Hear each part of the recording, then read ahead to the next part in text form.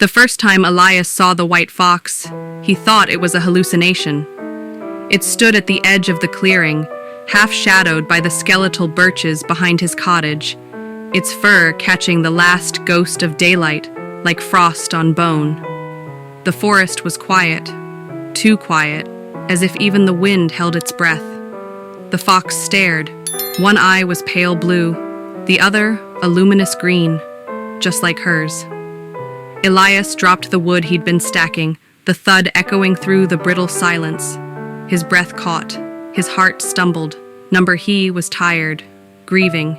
The mind played cruel tricks when it wanted to, but the fox didn't move, didn't flinch. Its gaze pierced straight through the thick calluses Elias had grown since the accident. For a second, he swore he felt warmth, a strange flicker, where his daughter's laughter used to live. And then it turned and slipped silently into the trees. He didn't sleep that night. It had been 9 months since the lake swallowed her. 9 months since the ice broke too early, since the call had come in from the ranger station. 9 months since he'd buried 16 years of joy beneath a stone etched with her name, Isla. Her voice still clung to the corners of the house. Her sketchbooks, her forest maps, her muddy boots. He hadn't touched them, couldn't. He lived like a ghost among the remnants of someone far brighter than he'd ever been. The townsfolk of Dern Hollow, a sleepy mountain village with more folklore than fact, had stopped trying to pull him back. They called Hollowwood cursed, and maybe it was. Something about this place hollowed people out, left them brittle.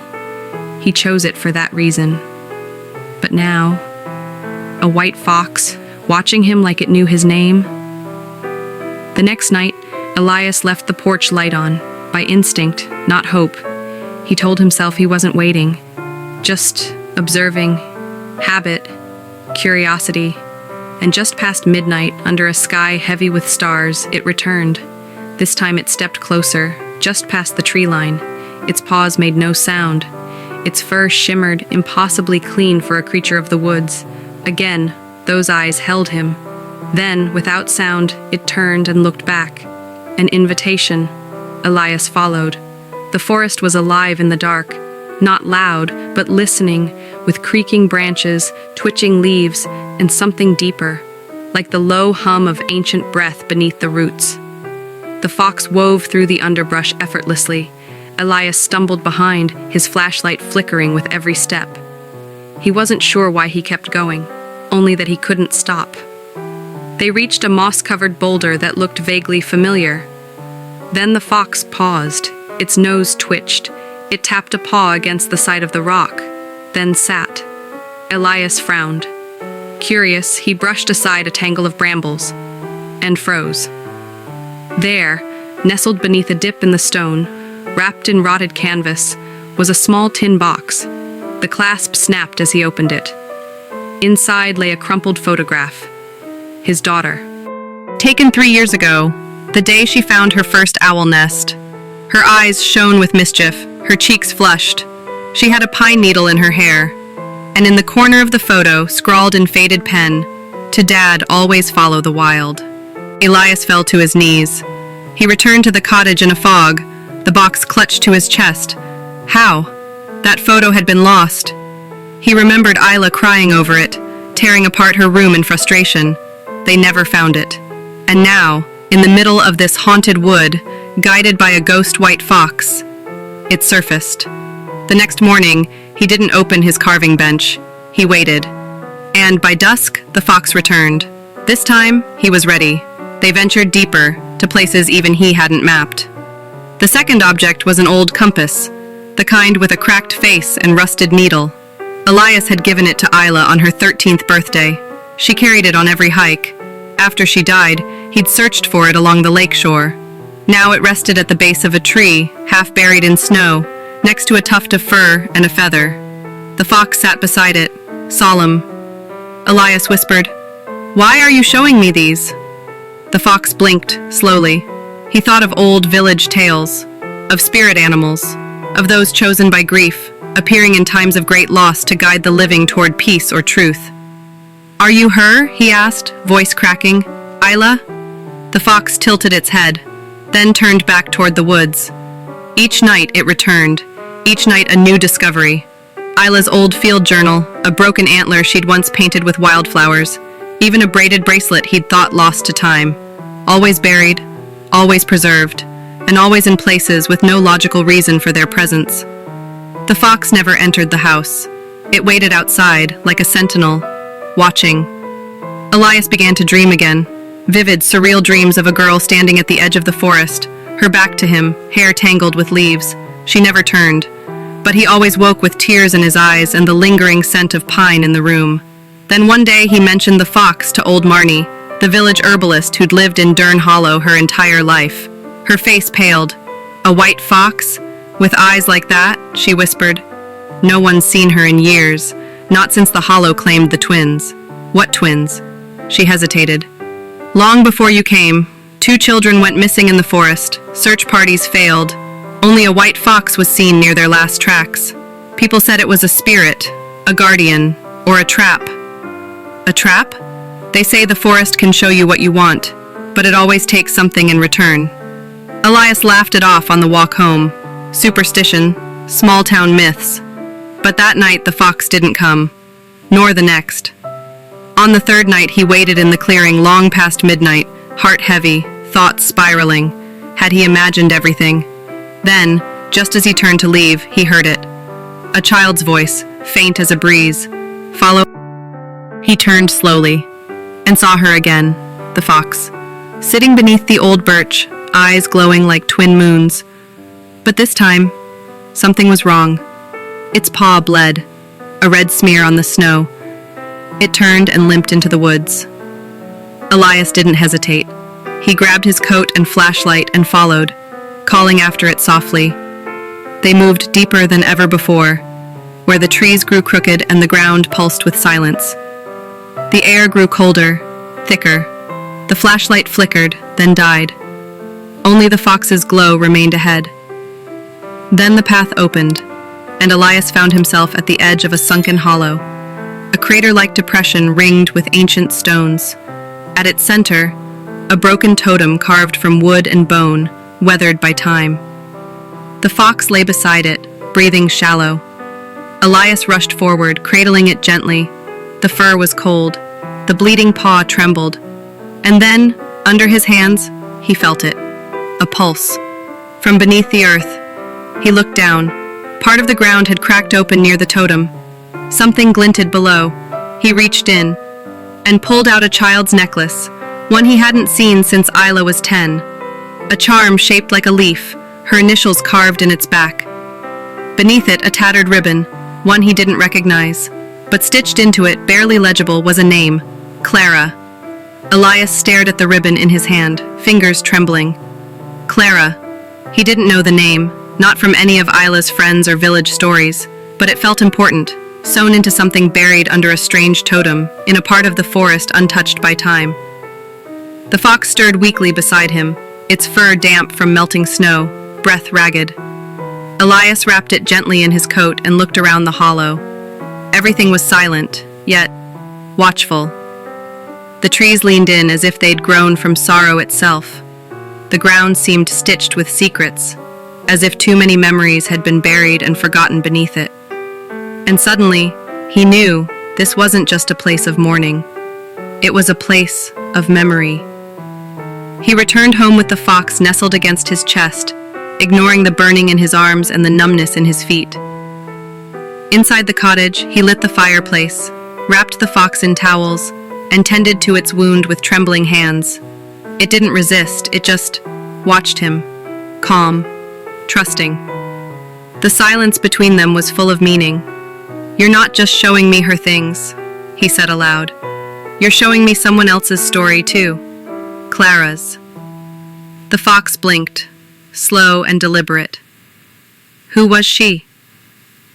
The wind outside howled against the windows, almost like a voice trying to speak through the glass. That night, Elias dreamed again. But this time, the girl at the forest's edge turned around. She wasn't Isla. She was younger, pale, freckles across her cheeks, and she wore a ribbon in her hair. the same one he'd found beneath the totem. Her lips moved, and though no sound escaped, he understood. The next morning, Elias visited old Marnie again. He showed her the ribbon. She gasped. "That's Clara Hollings. I haven't seen that name in 30 years. He sat up. "Who was she?" Marnie looked haunted. "She and her brother Peter. They were the twins, the ones who vanished in Hollow Wood. Locals searched for weeks, found nothing but broken branches and a torn ribbon. No bodies? Nothing, just a white fox seen the night they vanished. Folks said the forest took them." Elias shook his head. "Why would it be showing me this now?" Marnie hesitated. Then she said, "Because it remembers, and maybe it wants to be remembered." The following nights were strange. Elias would wake to whispers, soft, overlapping voices that seemed to rise from the floorboards. The fox, now healing, would sit by the window and stare out into the trees. One night, Elias followed its gaze and saw lanterns. Faint lights bobbing between trunks too evenly spaced to be fireflies. They moved like a procession. Like memory itself was walking the path of the lost. He stepped outside, and once again the fox joined him. They walked deeper than ever before. The trees looked different here, older, gnarled, bent under their own weight.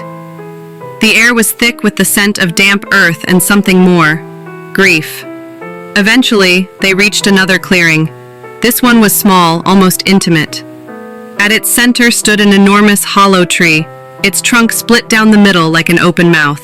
The fox sat beside it. Elias approached and peered into the darkness. Inside was a small space, like a cave made of bark and time. Hanging on a wooden peg carved into the inner wall was a child's satchel.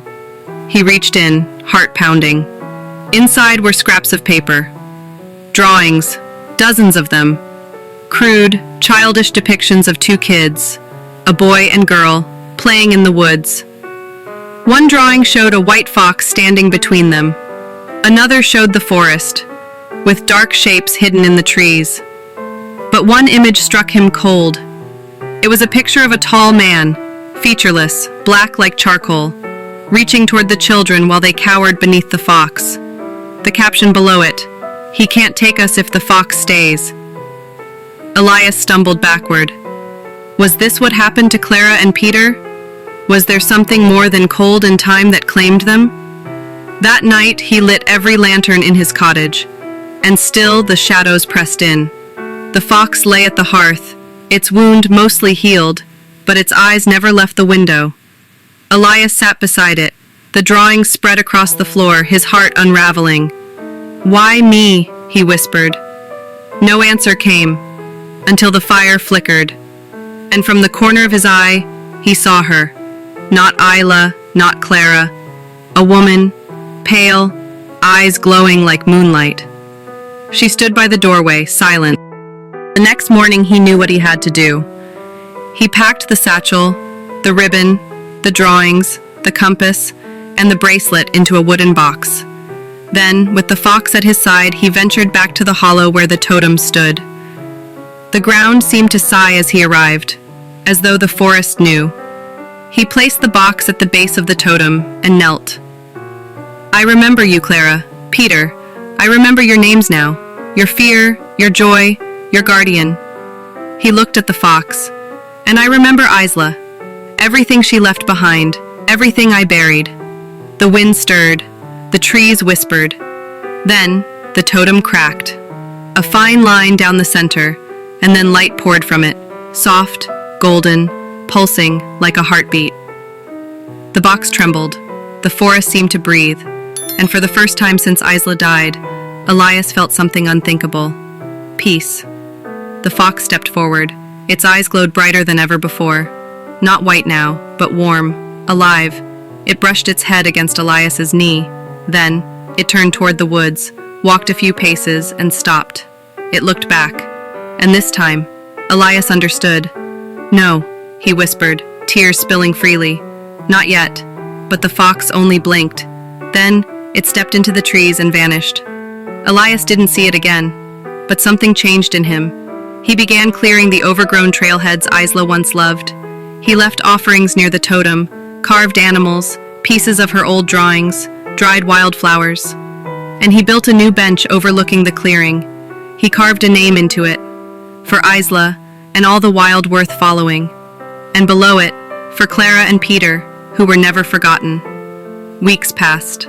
Then one evening, as the first snowfall began, a family hiking through hollow wood, the first in years, spotted something at the base of an ancient totem, a wooden box. Inside were old drawings, faded photos, and a ribbon, embroidered with a name. They turned it into the local museum, but the ranger who reported it swore he'd seen something else that day, a flash of white fur darting through the trees, and he could have sworn the air smelled like pine and apples. When asked, Elias just smiled. Epilogue. Sometimes, Elias still dreams of Isla, but now she's laughing, running just ahead of him through golden leaves. The white fox is always nearby, padding silently through the undergrowth, its mismatched eyes gleaming. In those dreams, he never chases her. He just walks behind, at peace, finally knowing that some things aren't lost. They're just waiting to be remembered.